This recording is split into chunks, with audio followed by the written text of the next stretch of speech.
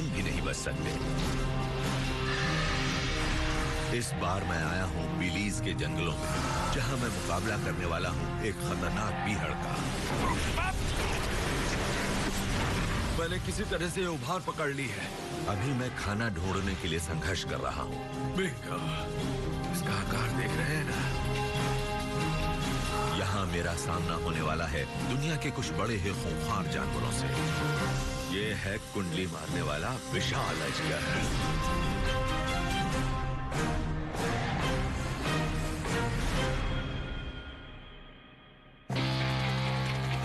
Belize मध्य America के Caribbean किनारे पर बसा एक भूला बिसरा देश है। कभी ये माया साम्राज्य का हिस्सा था, मगर आज आबादी के घनत्व के लिहाज से ये दुनिया के सबसे पिछड़े इलाकों में से एक है। बिलीज का आधा हिस्सा तो सिर्फ बीहड़ बियाबान है। हजारों वर्ग किलोमीटर में सिर्फ जंगल है, जहाँ ना आदम है ना आदमजात। अगर यहाँ कहीं भटक गए तो फिर मालिक ही यहाँ बचा सकता है। बिलीज के इन जंगलों में 5000 से ज्यादा प्रजातियों के पेड़ पौधे हैं और सैकड़ों किस्म के जानवर, घड़ियाल, जैगुआर और 8 किस्म के जहरीले सांप भी। यहीं पर ब्रिटिश सेना जंगल में जंग लड़ने का अभ्यास करती है और यहीं पर है दुनिया का एक घना और बड़ा ही खतरनाक जंगल। अगर आप यहाँ रह सकते हैं तो दुनिया में कहीं भी रह लेंगे। मेरे लिए तो ये एक बहुत बड़ी चुनौती है। यहाँ नीचे भी इतनी घनी झाड़ियाँ हैं कि उनके अंदर घुस पाना बड़ा मुश्किल है। यहाँ ऊपर से जाना थोड़ा आसान है। मैं इसी रास्ते से जाऊंगा, रस्सी के सहारे नीचे उतरूंगा। दुश्मन के खतरनाक इलाकों में जाने की ये सेना की सबसे अच्छी तकनीक है, मगर इसके लिए बिल्कुल सटीक जगह पर उतरना जरूरी है। मैं 150 फुट की ऊंचाई पर हूँ और मेरे पैरों के नीचे सिर्फ ठोस चट्टानें हैं।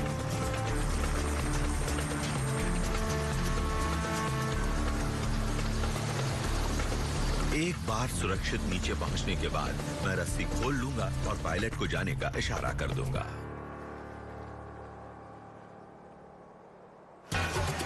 मेरा सबसे पहला काम है दिशा का पता लगाकर आगे की योजना बनाना। मैं अभी काफी ऊंचाई पर हूँ, करीब 2000 फुट की ऊंचाई पर, और असली जंगल है वहाँ पर। मगर एक बार यहाँ का नजारा तो देख लीजिए। वहाँ नीचे की दुनिया बिल्कुल ही अलग है। उस जंगल के पार है समंदर का किनारा, जहाँ ज्यादातर बस्तियां हैं। मुझे उसी ओर जाना है, मगर नीचे उतरने से पहले मैं एक ऐसा हथियार ढूंढ लेता हूँ जो इस गीले और उमस भरे जंगल में मेरा साथ निभाएगा। ये देखिए, ये है कैरेबियन पाइन, जो इस ऊंचाई पर काफी मिलते हैं। आप चीड़ के ये पेड़ देख रहे हैं?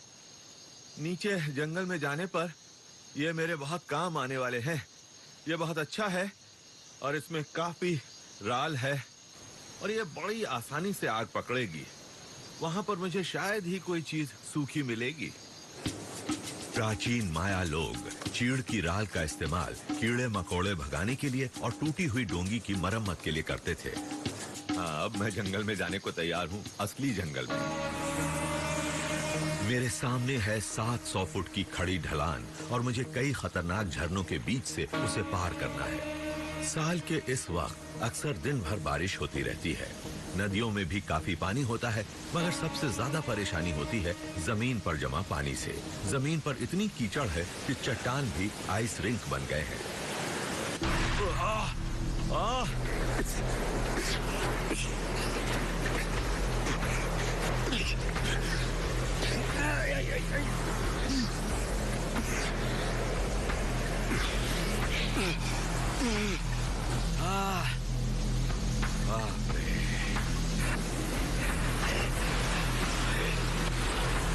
अरे बाप रे बाप, मैंने किसी तरह से ये उभार पकड़ लिया। सांस तो ले लेने दो भाई, मेरे तो प्राण कांप गए हैं। यहाँ हमें काफी धीरे धीरे जाना होगा। अगर इनके अंदर गिरे तो बाहर नहीं आ सकते। इस उफनती नदी में खतरनाक पत्थर भरे पड़े हैं।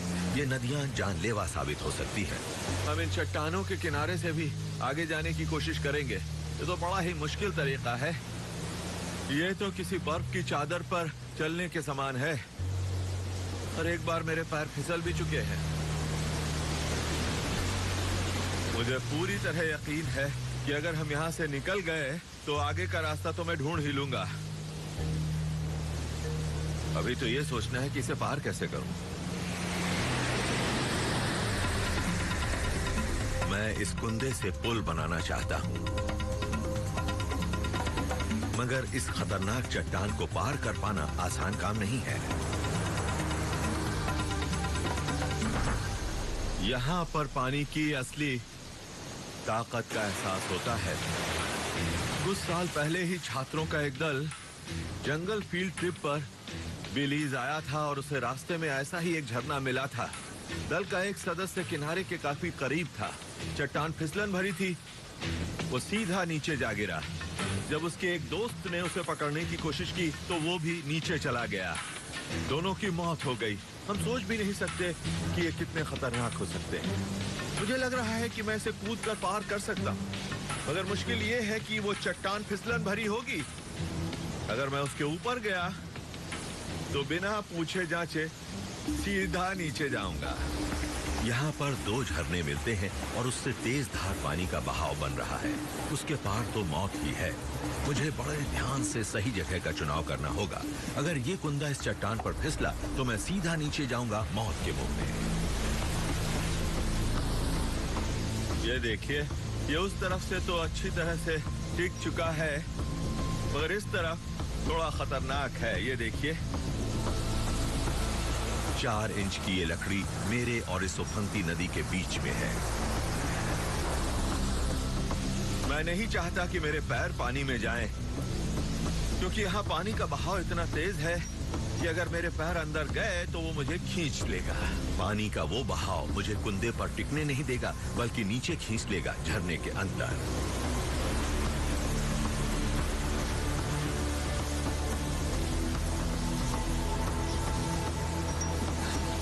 मैं तो पार आ गया, तुम लोग भी आ जाओ भाई।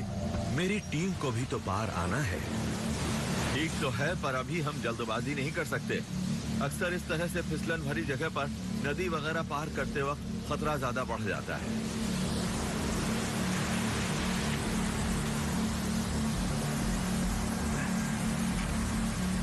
बहुत खूब, शाबाश, कमाल कर दिया दोस्त। अब मेरे सामने है मीलों लंबा घना जंगल, और इस जंगल में मुझे सामना करना है नई चुनौतियों का, नए खतरों का। मैं अभी मध्य अमेरिका में बिलीज के जंगलों में हूँ और खतरनाक झरनों को पार करके घने जंगल के अंदर जाने की कोशिश कर रहा हूँ। मैं 500 फुट नीचे तो आ चुका हूँ, मगर अभी पूरी तरह नीचे नहीं उतर पाया हूँ। इसे देखिए जरा, अगर यहाँ गिरा तो गया काम से।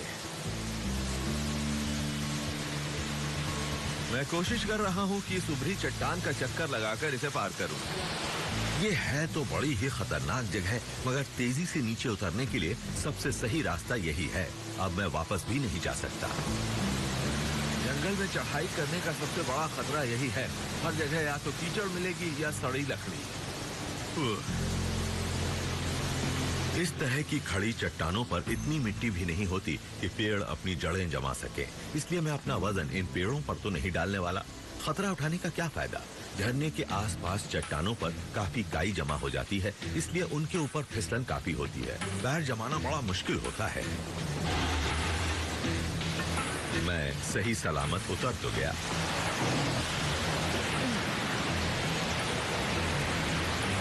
यहाँ रुकना खतरे से खाली नहीं है, इसलिए मैं इसे पार करने जा रहा हूँ।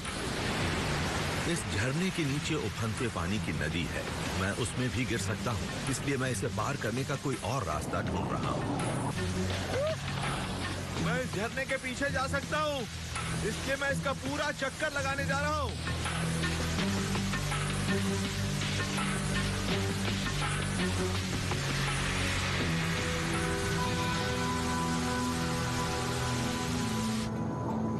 पानी की जबरदस्त शक्ति ने इन चट्टानों को घिस डाला है, मगर इस झरने के पीछे एक उभरी हुई चट्टान है जिसके सहारे मैं इसे पार कर सकता हूँ। ये जगह भी कमाल की है। अगर मैं अभी खतरनाक कीड़े मकोड़ों से भरी एक बदबूदार जंगली नदी में नहीं होता तो यही कहता कि ये जगह बड़ी ही रोमानी है।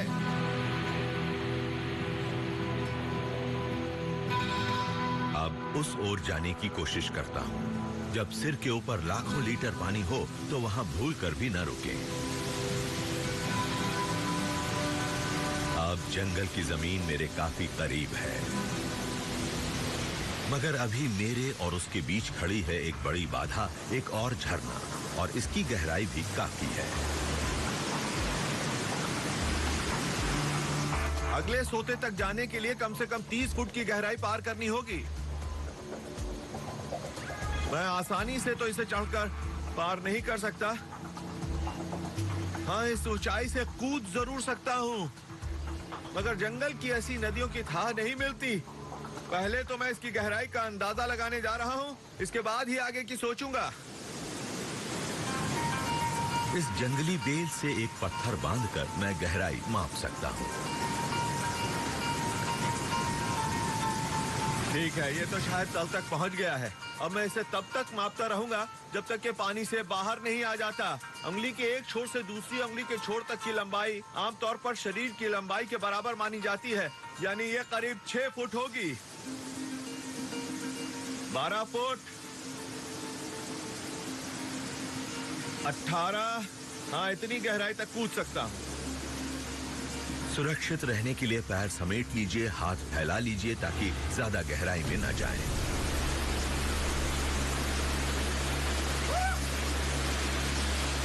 आखिरकार मैं झरने के तल तक पहुंच ही गया। अब मेरी सबसे बड़ी चुनौती है जंगल पार करने की। यह जंगल बड़ा ही घना है और इसे पार करना आसान नहीं है।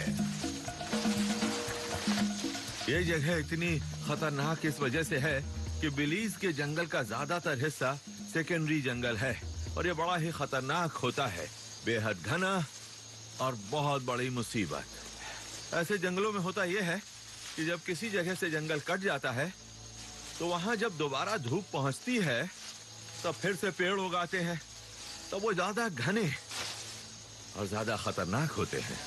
यहाँ इतनी कीचड़ और फिसलन है कि बार बार मन होता है कि हम पास वाले पेड़ को सहारे के लिए पकड़ लें, मगर सावधान रहें, आप ऐसे पेड़ों से होशियार रहें।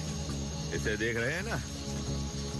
जब अंग्रेज सैनिक बिलीज के जंगलों में ट्रेनिंग करते हैं तब वो इसे जानलेवा पेड़ कहते हैं। वजह आप समझ सकते हैं। देखिए, अगर आपने इसे पकड़ने की कोशिश की तो ये आपकी अकल ठिकाने ला देगा। वैसे इस पेड़ को लेने देने वाला पेड़ भी कहते हैं। जंगल के ज्यादातर पेड़ों की तरह इस पेड़ की भी खामियां हैं और वो है इसके नुकीले कांटे, मगर इसकी खूबी भी है। इसकी छाल के अंदर वाले हिस्से में एक बढ़िया पेन किलर होता है। अगर आप इस पेड़ तक पहुंच ही जाएं, तो इसके उस हिस्से को चबा लें और जहां कांटा चुभा है वहां इसे लगा भी लें। इस जंगल में कहीं भी भ्रम हो सकता है। अगर आप इसे पकड़ेंगे तो यही कहेंगे कि इस जंगल में हर चीज आपकी जान की दुश्मन है, लेकिन अगर आप इनका सही इस्तेमाल जानते हो तो ये आपकी मदद भी करेंगे। ये है तो जानलेवा पेड़, मगर ये हमारे काम का भी साबित हो सकता है।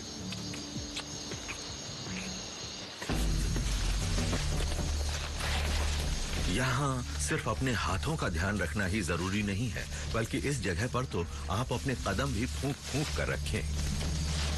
हाँ? क्या हुआ? ये तो काफी बड़ा टैरेंटुला है, बहुत बड़ा है ये। पहले तो इसे हटाने की कोशिश करते हैं। यहाँ पर सतर्क रहना बहुत जरूरी है। रुक जाओ, मैं नहीं चाहता कि ये तुम्हें काटे। ये देखिए जनाब, देख लिया आपने? ये तो काफी बड़ा है। ये देखिए, ये हैं इसके खतरनाक पंजे ठीक सामने। अगर आपने इसे पकड़ने या दबोचने की कोशिश की तो ये आपको काट लेगा, धाड़ इस तरह से। लेकिन अगर आप इसे नहीं छेड़ेंगे तो हो सकता है कि ये आपको छोड़ दे। आपने देखा ना कि कैसे पैर पर चढ़ रहा था।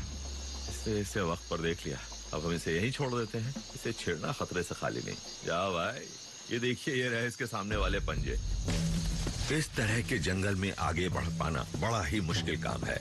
ऐसी जगहों पर हमेशा किसी दूसरे रास्ते की ताक में रहें और रास्ता मिलते ही फौरन बदल लें।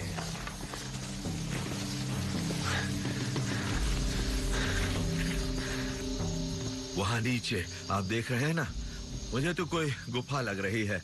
अब मैं उसके अंदर जाकर उसे करीब से देखता हूँ। बिलीज में दूर दूर तक चूना पत्थर की सुरंगें बनी हुई है। घने जंगल की बजाय इस रास्ते से जाना ज्यादा आसान होगा। मैं इसकी जांच कर लेता हूँ। ये देखिए कितनी गहराई है। खींचने दो ऊपर। इसे ही मैं जानलेवा गहराई कहता हूँ। ऐसी जगहों पर 30 फुट से ज्यादा की ऊंचाई से फिसलन भरी चट्टानों पर चल पाना बड़ा ही मुश्किल काम है। ये तो कम से कम 60-70 फुट गहरा होगा। मगर ये गुफा इस पहाड़ी के ठीक नीचे से गुजर रही है और इसके अंदर से एक नदी भी बह रही है। नदियां अक्सर जंगल से बाहर जाने का बेहतरीन रास्ता होती हैं। मुझे किसी तरह से नीचे जाना होगा। इस नदी के दूसरे किनारे पर मुझे नीचे जाने का एक रास्ता दिख रहा है। मैं इस बेल के सहारे से पार कर सकता हूँ। और हाँ, इस तरह की बेलें तो आपको यहाँ पर हर जगह मिल जाएंगी। सच कहता हूँ, ये जंगल की केबल हैं। ये काफी मजबूत होती हैं। तभी तो टार्जन भी इनका ही इस्तेमाल करता था। मगर आप इस बात का ध्यान रखें कि आपने जो बेल पकड़ी है वो हरी है। अगर वो सूखी होगी तो उसके ऊपर वजन डालते ही वो टूट जाए। हरी मजबूत बेल बड़ी आसानी से इंसान का बोझ उठा लेती है, मगर गहराई जब इतनी ज्यादा हो तब कुछ भी कहना मुश्किल होता है। सचमुच इसने मेरा वजन तो बड़ी आसानी से उठा लिया है। बढ़िया, अब इससे आजमा कर देखता हूँ। अरे बाप रे!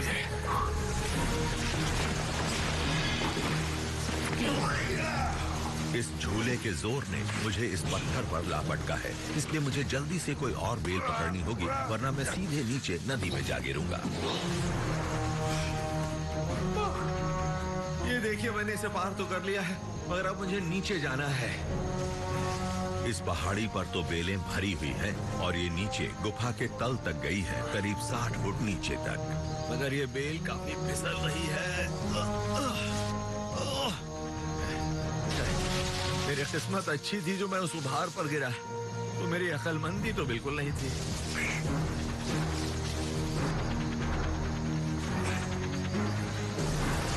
अब इस गुफा की पड़ताल करूं। आगे देखेंगे इस जंगल के सबसे बड़े सांप से मेरी मुठभेड़। ये तो कुंडली में दबोचने वाला अजगर है और ये शिकारी है भी बहुत खतरनाक। मैं अभी मध्य अमेरिका के बिलीज में हूँ। घने जंगल से बचने के लिए मैं जमीन के नीचे बहने वाली एक नदी के रास्ते आगे बढ़ रहा हूँ। चूना पत्थर की इन चट्टानों पर गुफाओं का जाल सा बिछा हुआ है और ये कई मील दूर तक फैला हो सकता है। बिलीज की इन गुफाओं का जाल दक्षिण अमेरिका में सबसे बड़ा है। चूना पत्थर की चट्टानें पानी में कटी और उससे बनी इन संकरे गलियारों और अंधेरी गुफाओं की ये भूल भुलैया। यहाँ पर भी पानी का बहाव काफी तेज है और ये सब बड़ी धारदार हैं। मेरे पैरों में धंस रही हैं। लगता है कि मुझे नदी में धंसी नुकीले पत्थरों की पूरी पहाड़ी को पार करना है। अगर मैं पानी में ज्यादा देर तक रहा तो मेरी त्वचा सूज जाएगी, तब वो नरम होकर आसानी से कट भी जाएगी और इसके बाद इन्फेक्शन हो जाएगा। ऐसी जगहों पर सबसे ज्यादा खतरा होता है लगातार बढ़ते पानी से। ऊपर से ये बारिश के मौसम का मध्य है, इसलिए यहाँ कुछ ही घंटे में कई फुट तक पानी चढ़ सकता है। मगर यहाँ तो अभी से कुछ फुट तक पानी चढ़ा हुआ है।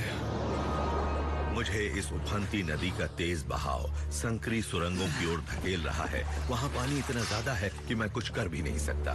अब तो ये जगह और भी तंग हो गई है। थोड़ा इंतजार करते हैं। रुक जाओ, देखो यहाँ अभी तक रोशनी है। सूरज की रोशनी का मतलब है कि वहां से बाहर जाने का रास्ता है। अब मुझे वहां तक पहुंचना होगा। ठीक है, आओ मेरे साथ, चलो।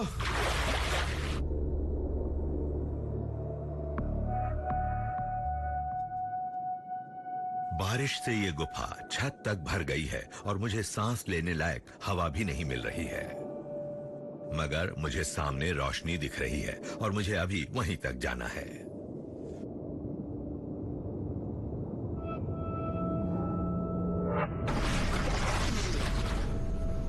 बहुत खूब, हम गुफा से बाहर आ गए और अब हम आगे जा सकते हैं। जमीन के नीचे नीचे आगे बढ़ना अक्सर खतरनाक होता है, मगर आज मेरी रणनीति काम कर गई। मैं काफी आगे निकल आया हूँ। मगर यहाँ का जंगल कम घना भी है, जिससे यहाँ आगे बढ़ना आसान है। सूखी जमीन पर आकर बहुत अच्छा लग रहा है क्योंकि अब मैं खाना भी ढूंढ सकता हूँ। जंगल में एक चीज आसानी से मिल जाती है, एक हून पाम। देखिए, अगर कोई कुंपल मिल जाए तो आप इसे पकड़िए और फिर नीचे की ओर छीलिए। जब ये अंदर तक खुल जाए तब आप बीच वाले हिस्से को निकाल लीजिए इस तरह से। और अब आप इसके निचले हिस्से को खा सकते हैं, ये सफेद वाला हिस्सा। लग रहा है कि मैं एक मीठा सूखा हुआ कार्डबोर्ड खा रहा हूं, मगर जंगल में जो मिल जाए वही काफी है।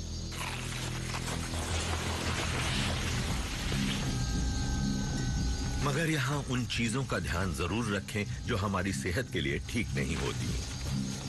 बेलीज के इन जंगलों में कम से कम 8 किस्म के जहरीले सांप मिलते हैं। उनमें से एक है फर्डलांस, जो 8 फुट लंबा हो सकता है और वो बड़ा ही खतरनाक होता है।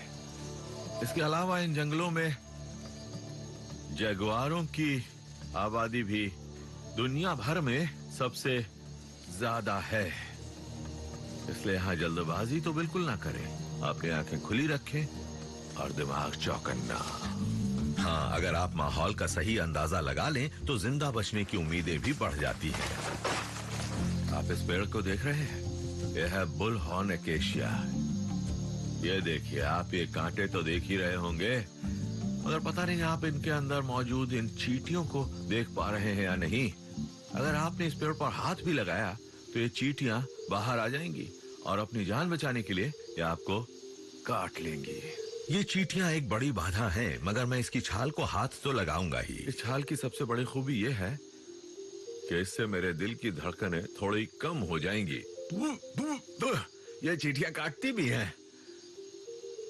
अगर आपको सांप काट ले तो इससे शरीर में जहर ज्यादा तेजी से नहीं फैलेगा। मैं थोड़ी और छाल अपने पास रख लेता हूं। अगर किसी सांप ने काटा तो ये मेरे काम आएगी। जंगली उपचार बड़े कारगर होते हैं, मगर इसका मतलब ये नहीं कि आप सांप से कटवा लें। उनसे बचने में ही भलाई है। यहाँ और करीब, धीरे धीरे। यहाँ पर एक काफी बड़ा सांप है। बस आगे नहीं, देख लिया।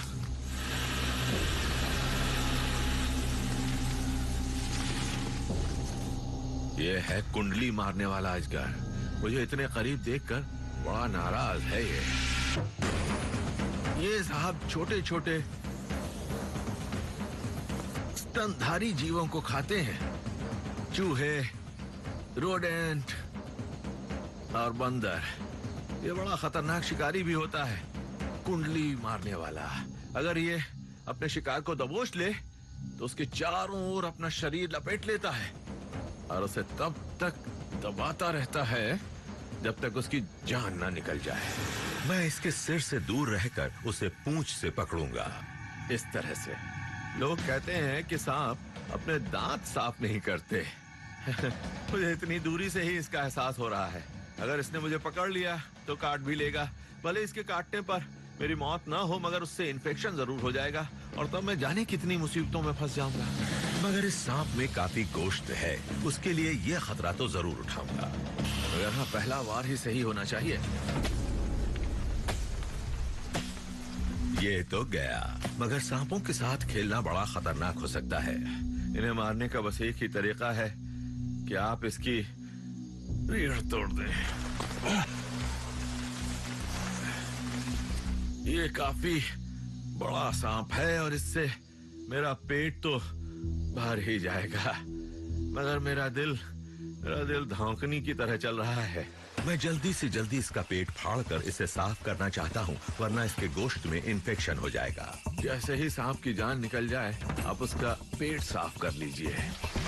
सांप के पेट में अधपचा खाना, मल और परजीवी होते हैं। और इतने बड़े अजगर की आंत भी काफी बड़ी होती है। अजगर का पाचन तंत्र उसके शरीर का 1/3 होता है और मैं इतना फालतू वजन लेकर नहीं घूम सकता। खैर, अब आगे बढ़ते हैं। यहाँ इसके बड़े भाई से दूर रहने में ही भलाई है। 4 बज रहे हैं। 2 घंटे बाद सूरज भी डूब जाएगा, इसलिए मुझे अब सब कुछ छोड़कर अपना कैंप लगाना होगा।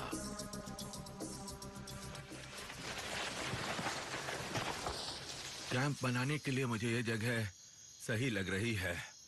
जब जंगल में हो तब इसके लिए आप अपने पास थोड़ा वक्त जरूर रखें। सूरज डूबने के बाद यहाँ अंधेरा बड़ी तेजी से फैलता है और रात के वक्त बिना छत के यहाँ रहना खतरे से खाली नहीं है। ये देखिए, यहाँ पर कई बिल्कुल सीधे पेड़ हैं। यह बहुत जरूरी है कि हम जंगल में रात जमीन से काफी ऊपर बिताएं, क्योंकि जमीन पर ही तरह तरह के जीव रहते हैं, चींटियां, सांप, बिच्छू वगैरह। मैं तो अपने लिए यहाँ एक प्लेटफॉर्म बनाने जा रहा हूँ।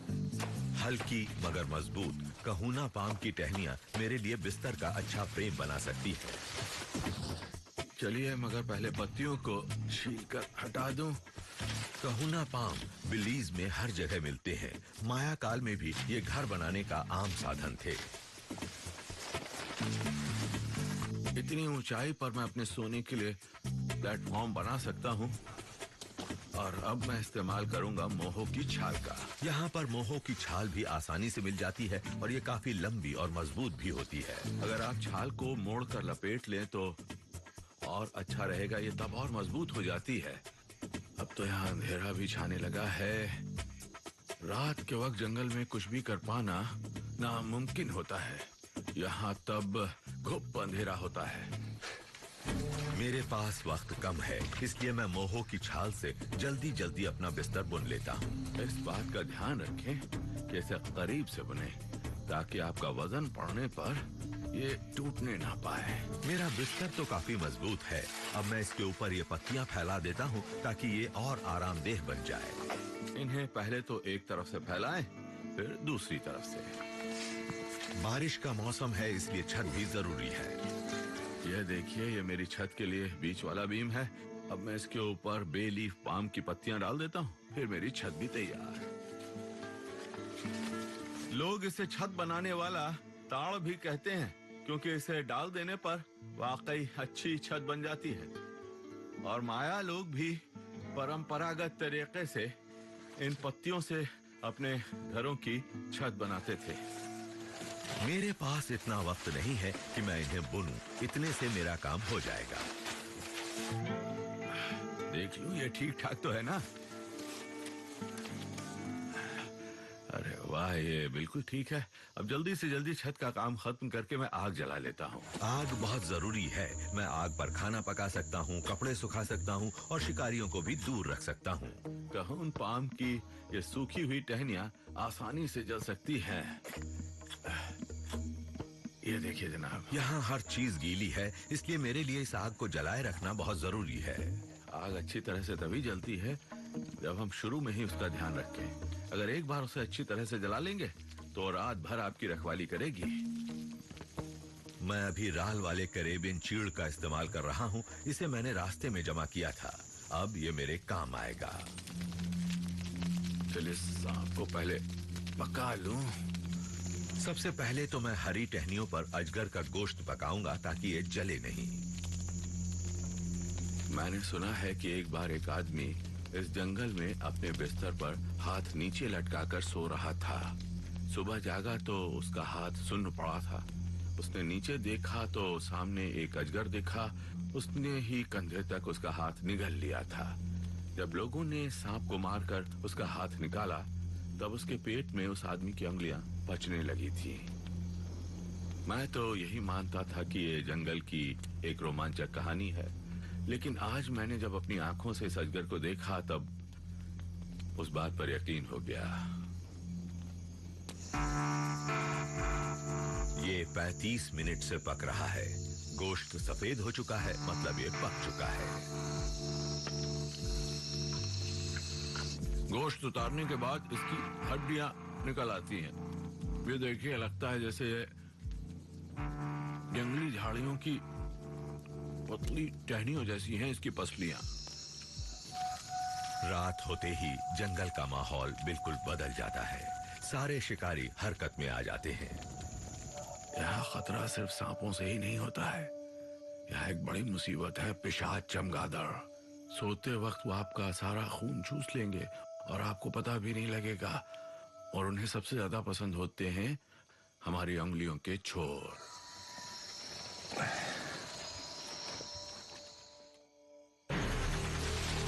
बारिश फिर से शुरू हो गई है और जंगल मेरी कड़ी परीक्षा ले रहा है। बाप रे, मेरे हाथों की हालत खराब है। मैं अभी बिलीज के जंगलों में हूँ और समंदर किनारे की ओर जाने की कोशिश कर रहा हूँ, मगर फिर से बारिश शुरू हो गई है। बिलीज में बारिश का मौसम, क्या बारिश है। यहाँ अक्सर घंटे भर में 6 इंच बारिश हो जाती है। उस खतरनाक पेड़ को देख रहे हैं? मैं अक्सर अपने बच्चों को बताता हूँ कि जंगल में जब बारिश होती है तब वहाँ का माहौल कैसा होता है। आप खुद देख लीजिए, ऐसा लग रहा है जैसे एक विशाल फव्वारा चल रहा हो। इसमें तो अपनी आवाज भी सुनाई नहीं देती, मगर हाँ, इससे उमस से राहत मिली है। जंगल में आ रहे हो तो हमेशा याद रखें कि आप वहाँ भीगेंगे जरूर, भीगेंगे और भीगेंगे।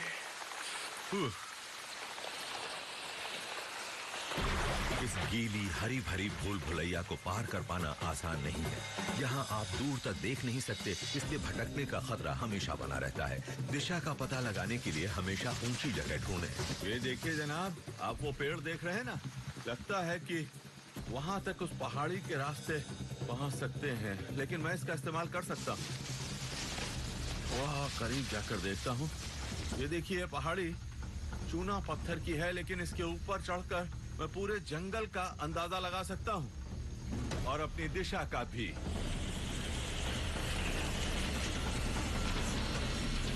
ये 100 फुट लंबी बिल्कुल सीधी लताएं हैं।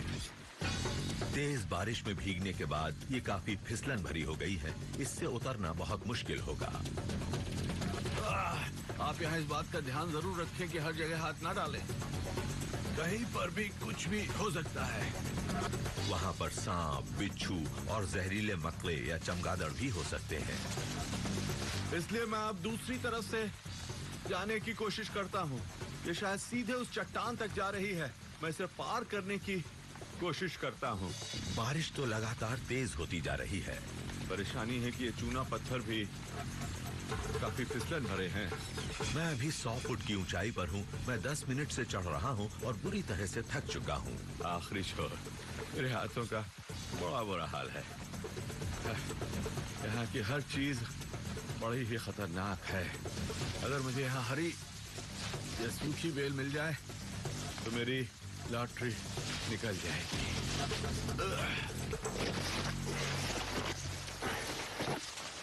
शिखर पर पहुंचते ही मुझे वो मिल गई जिसकी मुझे तलाश थी। मुआयना करने की एक सही जगह। मैं यहाँ से मीलों दूर तक देख सकता हूँ। मैं तो जंगल के ऊपरी हिस्से को भी देख सकता हूँ। ये नजारा तो कमाल का है, मगर यहाँ से दूर दूर तक सिर्फ जंगल ही दिख रहा है, जंगल। हाँ, मैं इतना जानता हूँ कि बिलीज में हवा पूर्व की ओर से बहती है और पूर्व में ही समंदर का किनारा भी है। मुझे हवा महसूस हो रही है, इसलिए अब मुझे इस रास्ते पर जाना है। ठीक है। थोड़े आराम के बाद मैं फिर से जंगल की अंधेरी और गीली जमीन पर आ गया।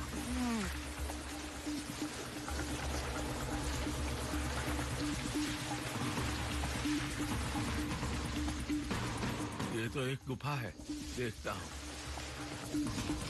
अंदर से देखना होगा। गुफाओं के अंदर काफी चीजें मिल जाती हैं, खासकर खाने की चीजें। इनके अंदर अक्सर चूहे वगैरह मिल ही जाते हैं। और पहले एक मशाल जला लेता हूँ। बारिश के वक्त मशाल बनाना और उसे जलाना बड़ा ही मुश्किल काम होता है, मगर मेरे पास अभी भी कैरेबियन चीड़ के कुछ टुकड़े बचे हैं। इसमें काफी राल है, इसलिए ये इतनी बारिश में भी जल सकती है। सबसे पहले तो इससे मोहों से बांध देता हूँ। इससे मेरी मशाल ठीक ठाक बन जाएगी और ये कुछ देर तक जलेगी भी। इस चीड़ में इतनी राल होती है कि वो इसे जलाती रहेगी। चीड़ के इन छिलकों में आग लगाने के लिए सिर्फ चिंगारी ही काफी है। ये देखिए जनाब, आग तो जला ली। इन स्याह सोतों में तरह तरह के जीव रहते हैं और जल्दी ही मुझे एक बड़ा ही खतरनाक जीव मिल भी गया। देखिए, इसका साइज तो देखिए। आप भी देख सकते हैं कि ये पानी इस चट्टान से आ रहा है। मैं यहाँ अपनी बोतल भर सकता हूँ। ये पानी बिल्कुल साफ होगा क्योंकि ये इस चट्टान से साफ होकर आ रहा है। माया लोग तो मानते थे कि उनके इंद्र देवता इन गुफाओं में ही रहते हैं। इसकी वजह शायद ये थी कि उन्होंने इनके अंदर से पानी निकलते देखा होगा और मान लिया कि इंद्र देवता पानी भेज रहे हैं। मगर उनका अंदाजा बिल्कुल गलत था। ये पानी बिल्कुल साफ है। पत्थर से निकल तो रहा है मगर ये पानी पीने लायक है। अब हम इसी रास्ते से आगे बढ़ते हैं। बारिश की वजह से गुफा में पानी तो भर गया है मगर आगे मुझे ऊंची जगह मिल गई। ये जगह पानी से बाहर है और सूखी भी है, इसलिए सारे रोडेंट बढ़ते पानी से छुटकारा पाने के लिए यहीं आएंगे। मुझे यहाँ पर शिकार मिल सकता है।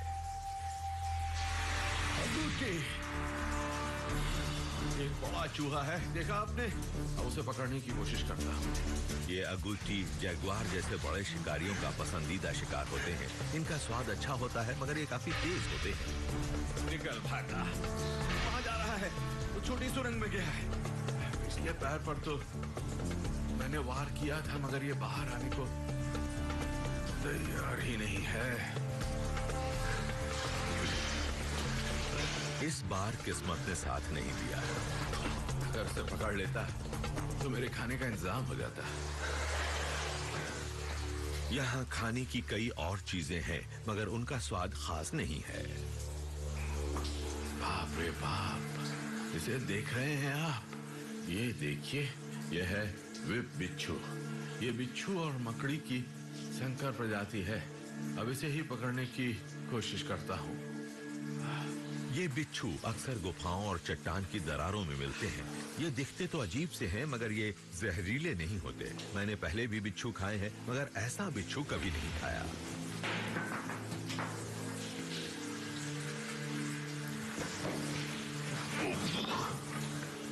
बिंगो, जरा इसका साइज तो देखिए।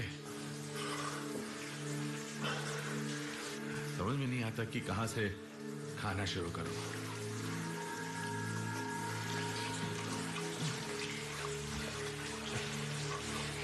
शायद इसका पिछला हिस्सा ही मेरे मुंह में आया।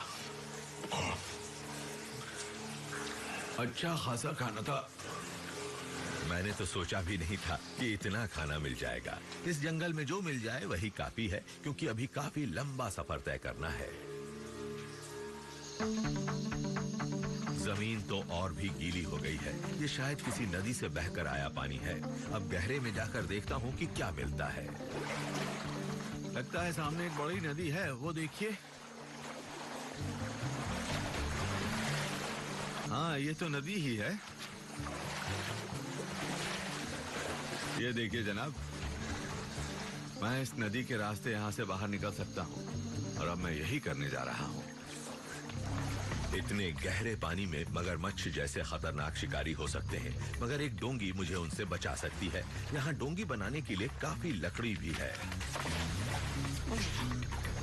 ये तो बिल्कुल सीधी है। आप इसे देखिए, यह है गव एप्पल का पेड़। इसकी सबसे बड़ी पहचान है ये टहनियां जो एक दूसरे से जुड़ गई हैं। अगर मुझे एक सूखी बेल मिल गई तो मेरा काम बन जाएगा। बॉल्सा की तरह गव एप्पल की लकड़ी भी बहुत काम आती है। ये तैरती भी है। देखने में भारी है मगर है बेहद हल्की। इसे पानी में डाल दीजिए तो ये बड़ी आसानी से तैरती है पानी के ऊपर। मगर ये तभी काम करती है जब ये सूखी हो। ये कॉर्क जैसी होती है। मेरे पास काफी है। मैं अपनी डोंगी इनसे ही बनाने वाला हूँ। सबसे पहले तो फ्रेम बना लूं। मैं इन लंबी सीधी टहनियों को मोहों की छाल से बांध देता हूँ। हो गया काम। ये इतनी मजबूत होनी चाहिए कि मेरा वजन संभाल सके। अब इसे फ्रेम में लगा देता हूँ गव एप्पल की ये टहनियाँ देखिए कितनी आसानी से तैर रही है। इसने तो फ्रेम को पानी से ऊपर उठाना शुरू भी कर दिया है। डोंगी बनाते वक्त अक्सर सबसे बड़ी परेशानी होती है उसके तैरने की, मगर मेरी ये डोंगी तैरेगी। ये ऊपर उठ रही है और देखिए ना, इसने मुझे पानी के ऊपर उठा रखा है। बढ़िया, अब मैं थोड़ा और लगा दूं, फिर इसे लेकर चल पड़ूंगा।